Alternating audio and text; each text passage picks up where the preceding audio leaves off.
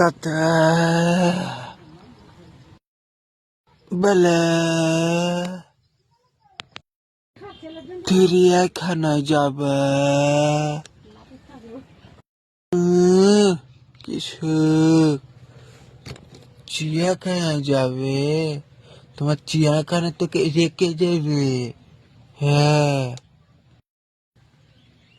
কেন আচ্ছা বলতো, চিড়িয়াখানার লোক যদি তোকে